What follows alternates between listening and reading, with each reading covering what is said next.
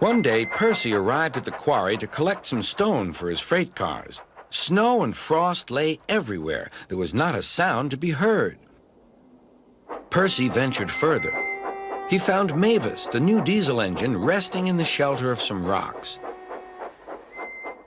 "Cheer up, Mavis," he whistled. Mavis was still remembering the trouble she'd had with cars. "Manager says I don't listen to advice. He says I've no business jauntering down Toby's line. Toby's a fusspot." "Toby has forgotten more about freight cars than you will ever know," replied Percy. "You must put the cars where he wants them. Then you'll be a really useful engine. Now, if you'll excuse me, I have to take these stones to the harbor." Mavis liked Percy, but she still wouldn't listen to his advice. "Why shouldn't I go on Toby's line?" The siding arrangements were awkward. To put the cars where Toby wanted them, Mavis had to make several journeys. She started making a plan. "If we used the teeniest bit of Toby's line," she said to her driver, "we would save all this bother."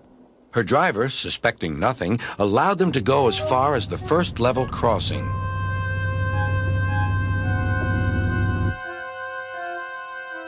A few days later, the weather changed.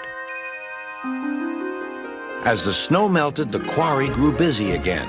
Some trains were so long that before leaving the cars for Toby, Mavis had to go beyond the level crossing with them. Now for her plan. She would go further down the line without it seeming her fault. "Can you keep a secret?" she asked the freight cars.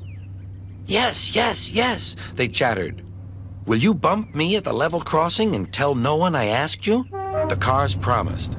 But while Mavis was away, Toby arrived. He decided to shunt the cars himself. The cars decided to bump him anyway. They reached the level crossing and Toby's brakes came on. This was the signal for the freight cars. "On, on," they yelled. Toby was away, with the cars screaming and yelling behind him. No one realized that melted snow had turned a stream ahead into a torrent, and the bridge above it was about to collapse.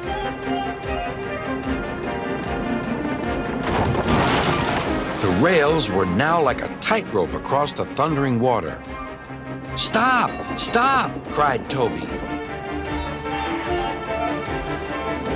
His driver fought for control. They came nearer and nearer to the bridge. It was all or nothing now. The driver braked hard.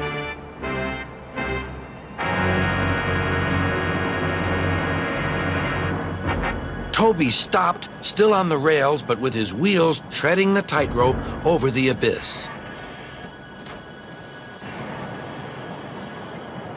Mavis was horrified and quickly came to the rescue. Workmen anchored Toby with ropes while she pulled the freight cars away. Then she helped Toby to safety.